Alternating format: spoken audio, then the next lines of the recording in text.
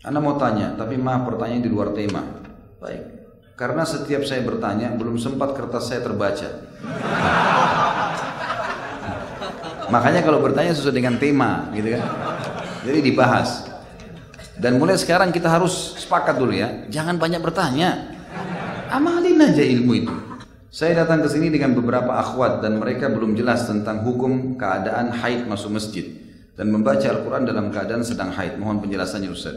Ini panjang khilaf di antara ulama, tapi kesimpulan adalah saya sampaikan yang disepakati oleh umumnya ulama adalah bolehnya wanita haid masuk ke dalam masjid kalau dalam kondisi tidak mengotori masjid itu.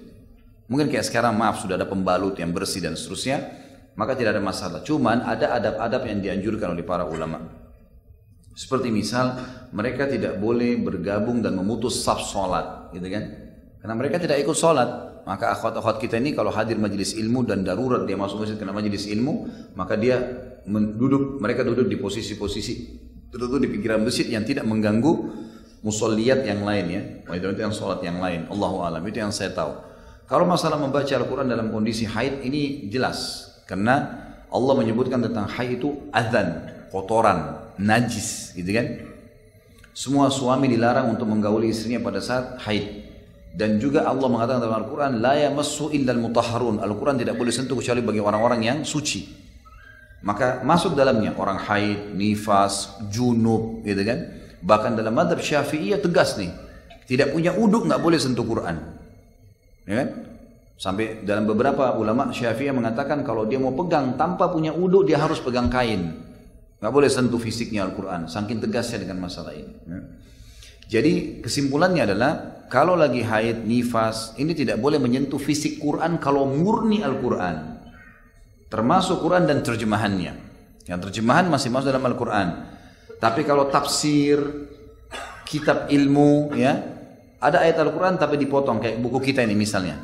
Ini kan ada ayat-ayat Al-Quran, cuma dipotong-potong sesuai dengan dalil yang dibutuhkan. Atau tafsir, sudah masuk perkataan-perkataan, statement-statement para ulama. Ini semua tidak ada masalah. Juga termasuk tidak masalah kalau dia sekarang di program HP.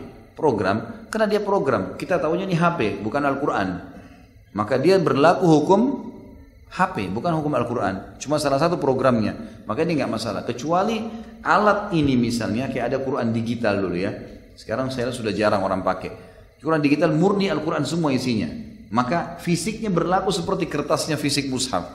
Kalau murni semuanya. Tapi kalau program nggak masalah. Makanya ulama mengeluarkan fatwa bolehnya membawa HP ke WC, azakumullah, gitu kan?